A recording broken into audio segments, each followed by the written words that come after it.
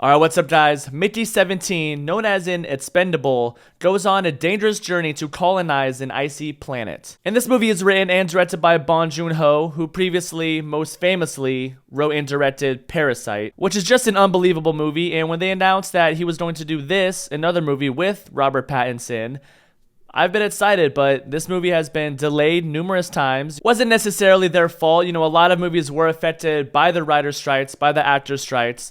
This movie was finished filming in January of 2023. Was supposed to come out last year, but you know, things happen, like I said. And, you know, I can say that I actually enjoyed this movie, you know, a little bit more than I kind of thought I would from, you know, what I have heard from other reviews. So we have our main character, Mickey Barnes, played by Robert Pattinson. And basically this takes place, you know, 30 years in the future. Scientists, you know, humans have come up with this device, this printer machine, as they call it, that replicates, you know, whose ever body they wanted to, and they can just create endless clones of this specific person. So Mickey volunteers to be an expendable, this job that pretty much no one else wants to do, because if you did read the fine print, unlike he did, it says that you're going to die over and over again, basically just being a lab rat, like an experiment for the betterment of science. This group of people are trying to colonize this new icy planet as they embark on this huge spaceship, you know, much like, you know, like the Sevastopol in Alien or something like that. So they're basically using Mickey as this lab rat, like I said, just doing all this crazy shit that, you know, no one else can do without dying. We see him die over and over again until we finally get to Mickey 17, the 17th version of himself. And this is really who our main character is, who we're actually following throughout most of the film, and who we actually end up really caring about. And, you know, I don't need to say anything. Robert Pattinson is amazing. Everything after Twilight, obviously, that he's done is pretty much just fantastic. I love this dude so much. He's amazing as Batman. Loved him in Tenet. He was great in The Lighthouse as well. But in this film, we kind of get a little bit of a different Robert Pattinson in this movie. The first thing you notice is his voice in this movie. You know, a lot of it, he's doing a voiceover throughout, you know, most of the film, mainly just the beginning and the end. And he has this like weird kind of dorky, like high-pitched, nerdy kind of voice. And it does take a little bit of getting used to, but by the end, like I said, we just love this character so much and care about him. And it kind of works in this weird way because the whole movie, it's a dark comedy in a lot of ways. Just in the way that these scientists are using Mickey as this experiment, you know, putting him through all this trial and error, all these dangerous ass situations, you know, being exposed to radiation, illnesses, or like diseases that are in the air on this new planet. They like tell him to take his helmet off and breathe it in.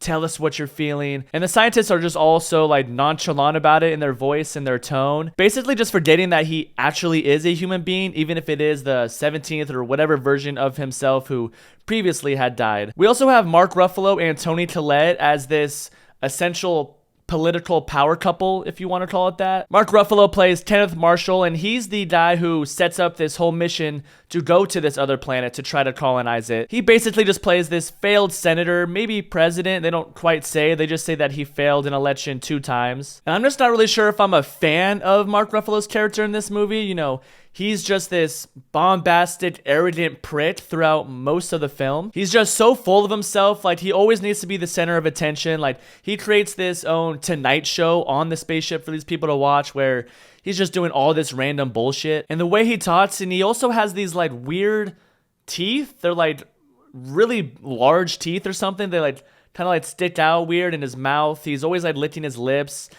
A lot of it's just very silly. And then his wife, Yifa, I believe was her name, played by Toni Collette, is just another over-the-top caricature of someone who's just so conceited, so out of touch with the world, and for some reason, she's obsessed with making sauces. I don't know, man. It was very strange. I mean, it seemed like one of the main reasons they wanted to go to this planet, other than just have him be the colonizer, you know, once again, the center of attention. But they also wanted to cut off all the tails of the indigenous animals that lived on this planet and make sauces with it. I have no idea. Very, very silly, but it definitely goes with the tone, you know, of pretty much the whole movie. It's not really trying to balance too much, you know, it's not thinking it's silly and then it tries to be serious or whatever it is. It's pretty much got the same tone throughout the whole movie. But without a doubt, this movie definitely sucks you in. It definitely takes you on this journey following our main character, Mickey Barnes. And then about halfway through this film, we get 2 Robert Pattinsons, 2 Mickeys,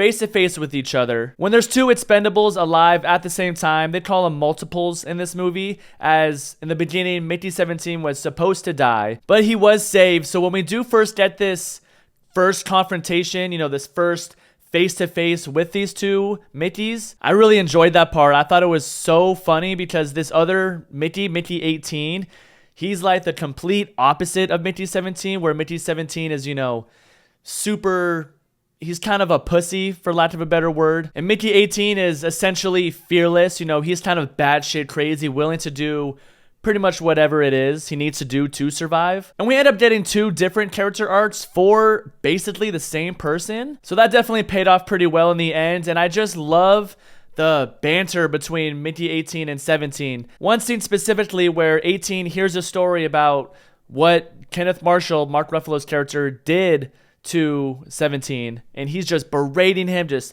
yelling at him, saying, "Why don't you stick up for yourself? I would have fucking killed him," blah, all this stuff, and it shit had me dying. We also have Steven Yeun in this movie, who's supposed to be Mickey's best friend, even years ago when they were, back on Earth together, but he's kind of a piece of shit. Back on Earth, he kind of fucked Mickey with like these loan sharks, putting all these different loans in Mickey's name and not paying them off and just doing all this shady shit. And he just doesn't really get that much to do in this movie, but it's Steven Yeun, so I mean, no matter what he's in, I'm always going to love him. And a lot of the times, I just heard Invincible throughout his voice. Not saying that's a negative, but, like I said, this guy's awesome. And, this movie definitely has a lot to say. I'm not going to get into a lot of what it is. It's political, it's this, it's that, much like Parasite, he always wants to add some sort of social commentary into his films. And watching this movie, it reminded me a lot of Avatar, specifically Avatar 2, when they have those scientists, on the ships shooting whatever it was, I forgot, into the whales' mouths on Pandora and just not caring about the animals or the environment or any of that. And there's a lot of those similar themes in this movie. But, instead of extracting whatever it was those whales had on Pandora in Avatar, I remember it being that stuff could save the world. But in this movie, for some reason, they just want to colonize it to make sauce, to make a bunch of different sauces. I don't know, man. I'm still confused about that part a little bit, but whatever. It's like I said, a dark comedy. Overall, though, I definitely enjoyed this film, going on this journey with Mickey 17, all the Mickeys, just in general. This film sits at almost 2.5 hours. It's actually 2 hours and 17 minutes. I don't know if they did that on purpose, but 2:17. There's two Mickeys, Mickey 17. I don't know if they did that on purpose, but it's pretty cool. But with it being almost 2.5 hours, it doesn't really drag that much for me. I mean, I will say towards the end, the very last, 20 minutes or so, you're kind of feeling it just a little bit. So maybe 10 minutes could have been taken off the film. But I can definitely say that I did not feel the runtime of this movie. I was invested in Mickey and all these characters. And I actually really like the creatures that were on this planet that are indigenous to the planet. I didn't really talk about it, but they're called creepers because Mark Ruffalo's character thinks they're creepy. And then he's like, I'm going to call them creepers. But no, they're actually really cool. They were interesting. They definitely get humanized on some sort of level. So you definitely kind of end up caring about them too, which is just another positive that I had for this movie. But yeah, definitely just a fun, entertaining time with this science fiction, dark comedy kind of blend of genres. Robert Pattinson is awesome in this movie, and he definitely carries this film without a doubt. Whether he's 17, 18, 9, 10, whatever his character is, he's so likable. He's so cool. And I definitely think you should go and see this in the theaters. It is a Warner Brothers movie. They've been really struggling recently. I don't know. I think they spent close to $150 on this movie, and it's definitely not going to make that back. This is based off a book, but I still want to see more from Bong Joon Ho. I still want him to keep making movies, so go support the dude. But yeah, I'm going to give this movie a 7.5 out of 10. As always, I appreciate you guys watching. Like, subscribe, comment. My name is Zach. I will see you on the next one.